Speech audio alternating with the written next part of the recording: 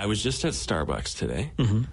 Was waiting for my drink at the the drink bar, as you do. Yeah. And there was this couple sitting at the bar waiting. And I quickly realized that this was their first time meeting. I overheard the girl say to the guy, so is this your first time meeting up with someone from said website, So you thought you would eavesdrop and listen to the rest of the conversation. Okay. 100%. Then she says to him, do you know who you look like? And that's always a dangerous lead-in, right? Because the guy or the girl, whoever is on the receiving end, is hoping that it's someone attractive. Yeah, and when you were listening to this, were you thinking, I think I know who he looks like? No. You weren't playing that game. I was tuning in, fully waiting for whatever bomb she was going to drop. And what did she drop? She says, the guy from Glee.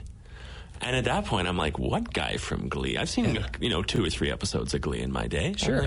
And then he's as equally perturbed and curious, thinking like, do I look like one of these studs, Yeah. She goes, you look like Kurt's dad. And so a quick Google, not who you want to be compared to from the Glee cast. Yeah, the Glee cast, yeah. Kurt's dad. So I live tweeted the whole thing. I was keeping... So you weren't only eavesdropping. Yeah, I was live tweeting. You were live tweeting their conversation. Yeah. Is this like a thing that you do? I've got to find myself a public place and live tweet. The other time I live tweeted a date at Starbucks, this is true. They were having an argument, and this guy had, it looked like a first date.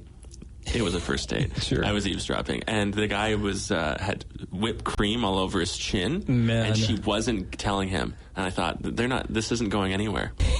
That's the telltale sign. If the girl says you look like the dad off Glee or lets you talk for 20 minutes with whipped cream on your face, you should elevate it, man, because as if you haven't, gone far enough in invading people's privacy, yes. You should actually go Facebook Live and just make a video. Have the camera there facing them. I should have asked him if I could take a picture of him, then sort of done a compare with Kurt's dad. And then occasionally you'd have to go, excuse me, can you speak up a little bit? You guys don't mind if I put this right here? Yeah. Our audience needs a little bit more. Yeah. There is a little game that my wife and I play when we're at restaurants or in a public place. Okay. We'll play Spot the Celebrity. Spot the Celebrity. And so I'll go, Corey's dad from Glee.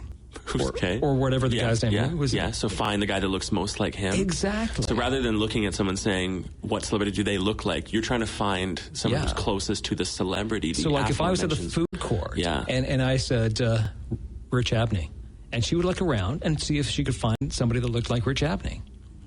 If it's this guy who also looks like Kurt's dad, we got a real problem. But usually we talk about real celebrities. My mom's not going to like that part. I know. Sorry, Kate.